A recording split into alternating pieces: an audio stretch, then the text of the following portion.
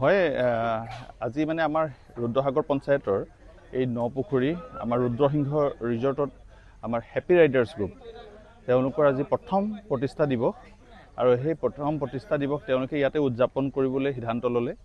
তাৰ পিছত তেওঁলোকে সমূহ আমাৰ অসমত থকা বা নৰ্থ ইষ্টত থকা বিভিন্ন তেওঁলোকৰ ব্ৰাদাৰহুড সংগঠনখিনিকো নিমন্ত্ৰণ কৰিলে আৰু আহিলে বহুতখিনি আহিলে আৰু সকলোৱে সহযোগ কৰিলে।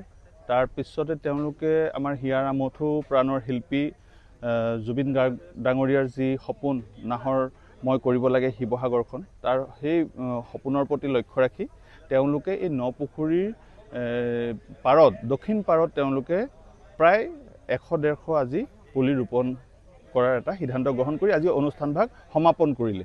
তাৰ কাৰণে আমি সমূহ ৰুদ্ৰসাগৰবাসীয়ে তেওঁলোকক ধন্যবাদ দিছোঁ আৰু কৃতজ্ঞতা জ্ঞাপন কৰিছোঁ। আমিও লগতে সহযোগ কৰিছোঁ।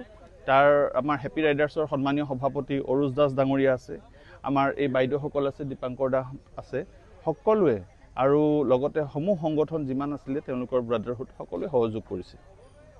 হয় এতিয়া কি হৈছে এটা ৰিভলিউশ্যন আহিছে আৰু দাদাই যেনেকৈ এটা মেছেজ দি গৈছে যে সকলোৰে লগতে সকলোকে লৈ আগবঢ়াৰ এটা মেছেজ আছে আৰু কি হয় দাদাই প্ৰকৃতিৰ লগত কথা পাতিছিলে, গছৰ লগত কথা পাতে আৰু গছ খুব ভাল পাইছিলে আৰু সেইকাৰণে এতিয়া আমি দাদা জীয়াই থাকোঁতে হয়তো বহুত কিবা কিবি কৰিব নোৱাৰিব পাৰোঁ, কিন্তু দাদা আমাৰ মাজত কায়িকভাৱে নাই যদিও কিন্তু আমি দাদাৰ আদৰ্শক প্ৰেৰণা হিচাপে লৈ আমি তেওঁ আধৰুৱা কামখিনি আমি যাতে সমাপন কৰিব পাৰোঁ। অকল শিৱসাগৰ বুলিয়ে নহয়, আমি সমগ্ৰ অসমতে আজি তেওঁলোক ৰাইডাৰ্ছসকলে সকলোতে কৰি আছে।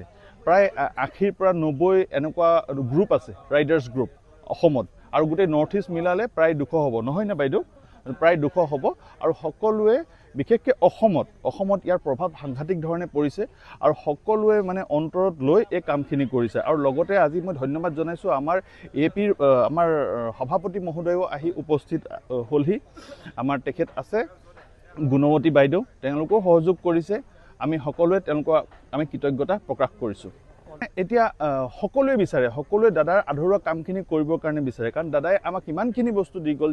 নমস্কাৰ, আজি আমি happy riders family travel club হয়। আজি আমি নপুখুৰীৰ পাৰত আমি উপস্থিত হৈছোঁহি।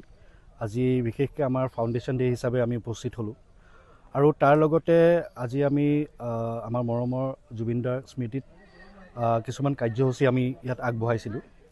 সেই হিচাপত আজি প্ৰথমে আমি যিসকল আমাৰ ডিফাৰেণ্টলি এবল হয়, বিকলাংগ যিসকল আছে, তেখেতলোকক আমি এসাঁজ খানা আমি তেওঁলোকক প্ৰদান কৰিলোঁ। তাৰপিছত আমাৰ যিসকল অনাথ আশ্ৰম আছে, সেই অনাথ আশ্ৰমত আমি গৈ তাত যিসকল মানে শিশু আছে তেখেতলোকলৈ আমি এসাঁজ খানা আমি তেওঁলোককো দিলোঁ। তেওঁলোকৰ লগত অলপ সময় কটালোঁ। সময় কটাই লৈ আজি আমি এটা ৰাইডো কৰিলোঁ। ৰাইডটো বিশেষকৈ আমি আমাৰ জুবিনদাই যিখিনি আদৰ্শ দি থৈ গৈছিলে যে তেওঁ যেনেকৈ আজি সাধাৰণ শ্ৰেণীৰ মানুহৰ লগত থাকি ভাল পাইছিলে, সাধাৰণ মানুহক সহায় কৰি ভাল পাইছিলে, সেই উদ্দেশ্যৰে আমি ৰাইডটো কৰিলোঁ, অলপ সজাগতা কৰিলোঁ। তাৰপিছত আমি তেখেতে আমাৰ মৰমৰ জুবিনদাই নাহৰ পুলি খুব ভাল পাইছিলে, তেখেতে কৈ গৈছিলে আমাৰ ইয়াত ৰুবলৈ। তো গতিকে আমি আজি নপুখুৰীৰ পাৰত 100টা আমি নাহৰ পুলি আমি ইয়াতে প্লেণ্টেশ্যন কৰিলোঁ। প্লেণ্টেশ্যন কৰি আজি আমি ইয়াতে সকলোকে একত্ৰিত কৰিছোঁ। একত্ৰিত কৰি আমি এই আমাৰ যিটো উদ্দেশ্য আমি তাতে কৰিছোঁ।